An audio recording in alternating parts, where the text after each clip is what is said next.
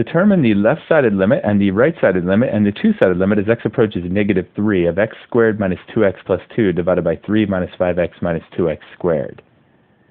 Each of these involves the limit as x approaches negative 3 of x squared minus 2x plus 2 divided by 3 minus 5x minus 2x squared. The first thing to do is try plugging a negative 3 in for each of the x's. That'll give a negative 3 squared minus 2 times a negative 3 plus a 2 divided by 3 minus 5 times a negative 3 minus 2 times a negative 3 squared.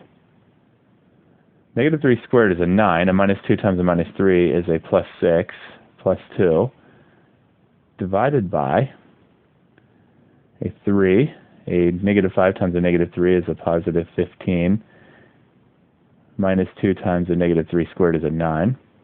9 plus 6 is 15 plus 2 divided by 3 plus 15, which is an 18, and minus 2 times a 9 is a minus 18.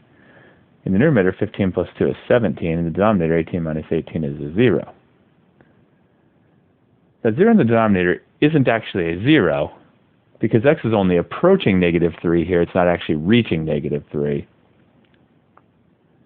The limit result of a non-zero number over 0 is equal to positive infinity or negative infinity, where the sign of the infinity often depends on the side that the limit is approaching from, so we will have to work out each of the one-sided limits separately. We have the left-sided limit indicated by the negative superscript on the negative 3 of x squared minus 2x plus 2 divided by 3 minus 5x minus 2x squared. And the right-sided limit, as x approaches negative 3 from the right side, indicated by the positive superscript on the negative 3 of x squared minus 2x plus 2 divided by 3 minus 5x minus 2x squared. Let's start with the left-sided limit. The first thing to do is to factor the denominator so that we can see the factor that is making 0 in the denominator.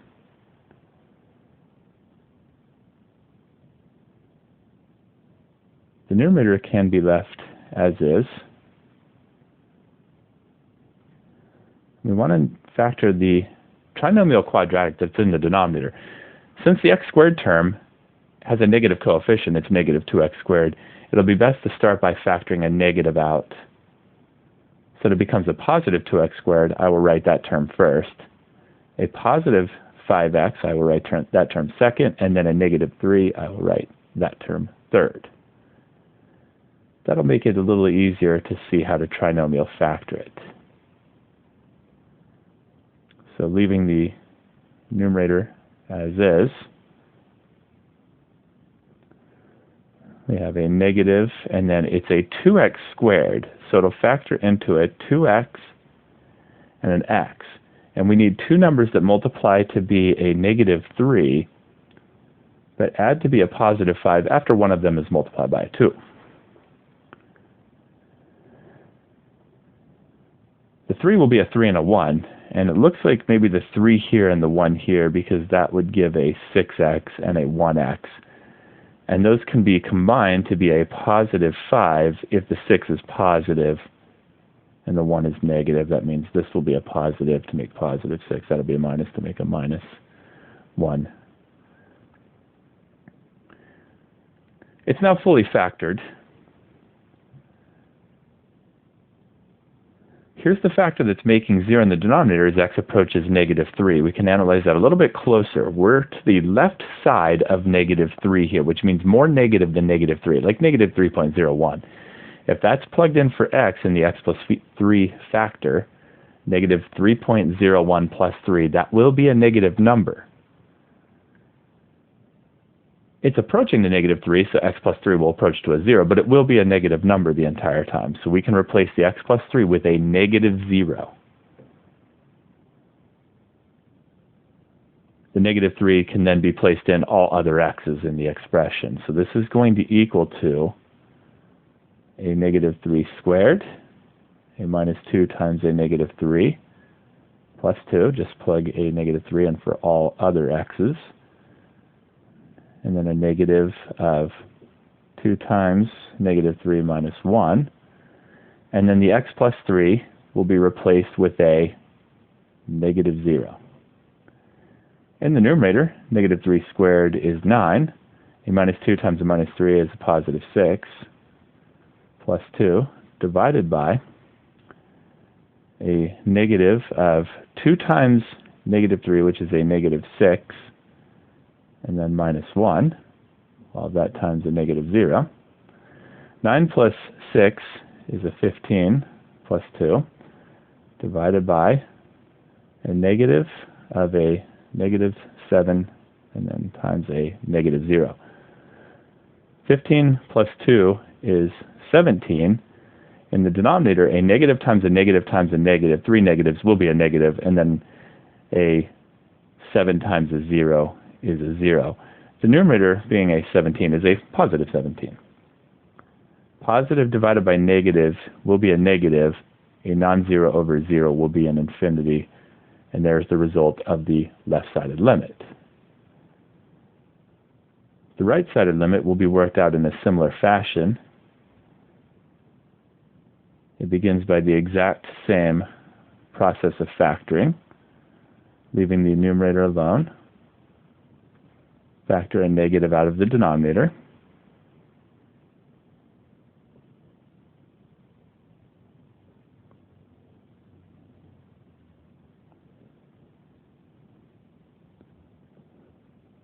And then, again, leaving the numerator alone, we can trinomial factor. It will factor exactly the same into the 2x minus 1 and the x plus 3.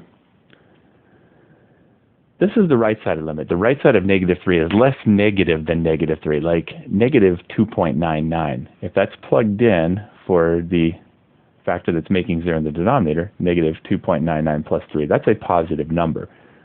But x is approaching negative 3, so that x plus 3 will approach to a 0, but it will be a positive number the entire time. So we can replace the x plus 3 with a positive 0. And then a negative 3 can be plugged in for all remaining x's. That will give a negative 3 squared minus 2 times a negative 3 plus 2 divided by the negative of 2 times negative 3 minus 1 times a positive 0. A negative 3 squared is a 9. A negative 2 times a negative 3 is a plus 6 plus 2, all divided by a negative of 2 times negative 3 is a negative 6 minus 1, and times the positive 0, which will equal 9 plus 6 is a 15 plus 2, divided by a negative times a minus 6 minus 1, negative 7, times a positive 0.